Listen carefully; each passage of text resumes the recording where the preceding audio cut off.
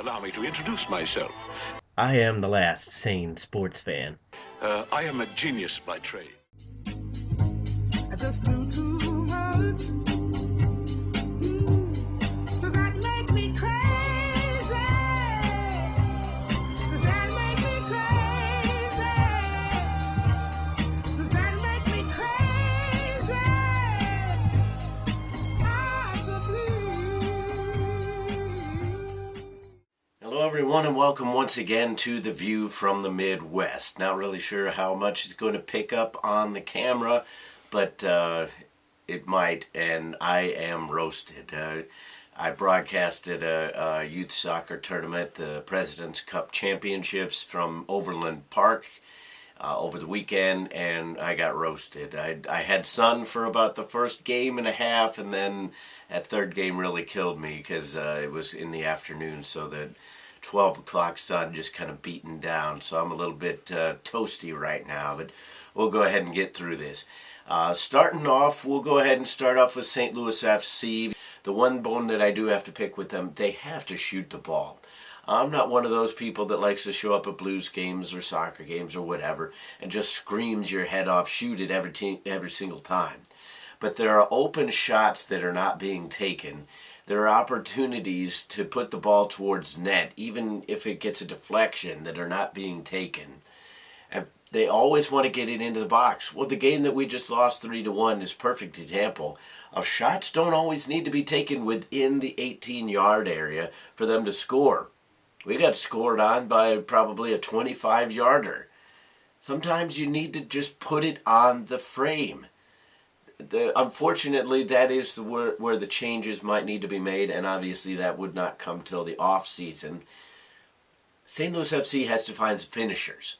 Whether you can produce that in-house or whether you have to bring somebody else in, you gotta find somebody who's got that killer instinct that just wants to score goals left and right. Because whether it's the midfielders, whether it's the forwards, everybody wants to score goals, but they don't have that killer mentality. There's nobody out there that's just going to like, hey, we're down 1-0. I've got an opportunity here from about 20 yards. I'm going to put it towards goal, see if I can produce some magic. Everybody wants to kind of dink it around and do your little moves and I'll cut back and I'm going to then try to cross it. Well, half the time, for whatever reason, if the cross was there, then the run wasn't there. Or if the run was there, the cross doesn't get across. St. Louis FC has got to find some finishers. Those are the cold, hard facts. And regardless of how much we love the team, how much we support them, how much we like the players as individuals, that is the bottom line. They have to produce some goals, especially at home. 1-0 at a penalty kick and getting a couple goals sprinkled in here and there off of head balls. We got to start scoring some goals from the run of play. Shoot the ball. Moving on to the next topic, I'll try to run through these pretty quickly. Got a couple more I want to talk about. Raheem Sterling, from Liverpool's perspective, it could be a good move. I think it is a good move the way that their hand was forced, but it could be a bad move. It's one of those deals where it could work either way. Liverpool got paid a decent amount of money. For whatever reason, how £1 million ended up being the sticking point on this will always kind of surprise me, but these are the way deals work. They were asking for 50.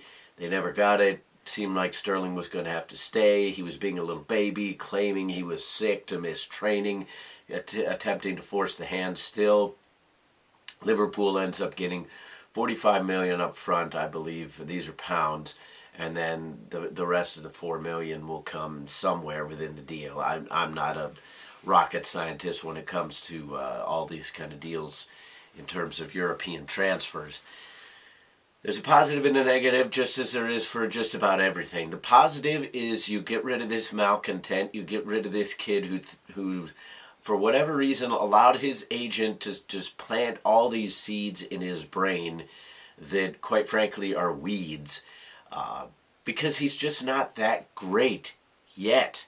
Yet is the key, because there is a good player in there. Don't let anybody fool you. Regardless of what Liverpool fans or my own personal feelings on the kid are at this moment in time. The kid has got skill. He is fast.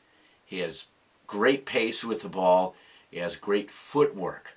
His work ethic, though, leaves something to be desired at times. His finishing is really not there at all. The kid has scored 23 goals over 3 seasons.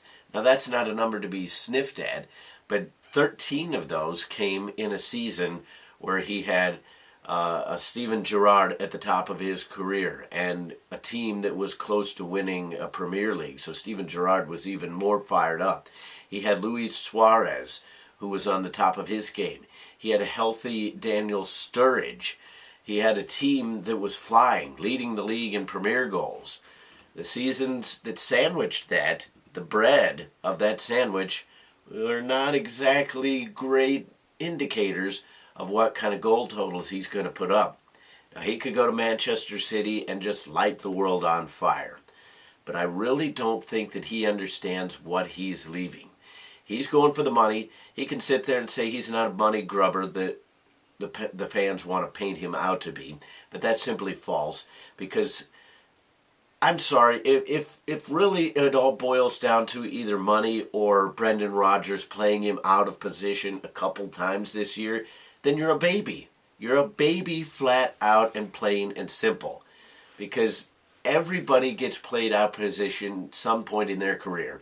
Wayne Rooney was just placed in the midfield for Manchester United for several games this past season, and it wasn't like he was begging to get out of his contract, because he knows that they were building something. They were going to bring players in that were going to help the squad, and they were going to improve. Liverpool has brought in some great signings this summer, but for whatever reason, Sterling just had to get out. Well, you're going to a great club in Manchester City, but you're still in the Premier League.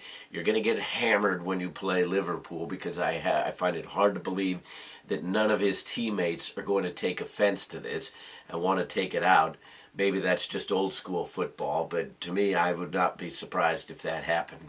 It shows you how quickly things can turn around. There was a perfect tweet out yesterday by somebody that I follow, basically that listed all the players that Liverpool had lost recently. It was Suarez, Torres, Xavi, Gerrard, and they listed all the ways that they reacted, and it was disgusted, it was heartbroken, it was gutted, etc. and so on. When it comes to Sterling, everybody is excited because they don't have to worry about this kid anymore. The kid was a good talent. I wish he had been able to stay and grow with Liverpool. Even if he had only stayed 2 or 3 more years, then you get that big, huge contract. Then you move to the Real Madrids or the Bayern Munichs or the Barcelonas. If you live up to your potential. Right now, I would not be surprised if he is a rotation player. He'll get his starts, but I don't think he's going to get the playing time that he saw with Liverpool, because Manchester City's got some players that will be able to take over his position if he does not produce. So right now it's up to you, Sterling. Last little bit of news. This is just a personal feeling, really, but Jurgen Klinsmann continues to show to me why he is what's good for this team right now. Jurgen Klinsmann showed up to a bar in Kansas City where the American Outlaws were having a party. There were a couple other kind of dignitaries like Alexi Lawless and some other people associated with U.S. soccer in one form or fashion. But Jurgen Klinsmann, the U.S. head soccer coach, showing up at an event like that, just unannounced, just to say, hey, we love you guys. You guys are what we play for, besides ourselves, obviously. And just, I mean, I'm incredibly impressed by that. I'm not taking a shot at any of the previous coaches, but I've never heard of a story where anybody like Bruce Arena or Sampson, I think his name is Steve Sampson, or Bob Bradley or Bora, any of those coaches, I don't remember them doing anything like this. Now, granted, the American Outlaws were not as big as they are right now during those coaches' reigns, But still, I'm just incredibly impressed right now by Jurgen Klinsmann to do something like that. And I still maintain, regardless of what anybody on any message board has to say, that he is still good for this team. Barring the last couple results, the U.S. still plays a brand of soccer now that is far and away more entertaining, if nothing else, than they played under those old coaches. To me, the eye test, this is the perfect example of where the eye test is what you go with, because the team that we've seen the last 2 or 3 years, just the way they play, that it's just so far and away better than the way they played back in like 94 or 98 or 2000. I won't say 2002 because that team did really well in the World Cup, but just overall, you see it. To me, you see it. One last little note. Mexico, you tied Guatemala. I thought they were supposed to be this grand team. Oh, they're going to win the World Cup. They're so talented. They're so supremely talented compared to the United States. Listen, Mexico, I'm not taking anything away from them. They've got great players. But to me, saying, oh, well, they're great players from Liga MX is like saying, well, the United States has great players from MLS.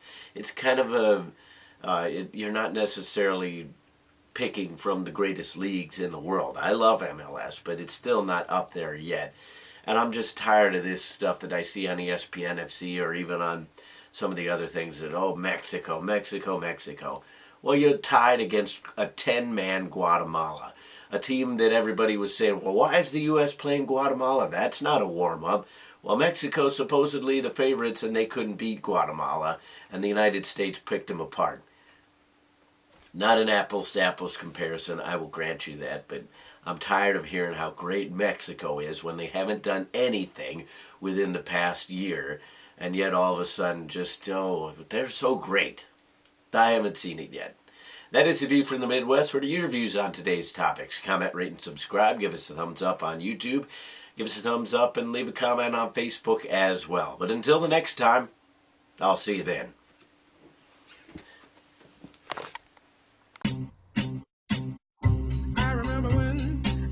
I remember when I lost my mind.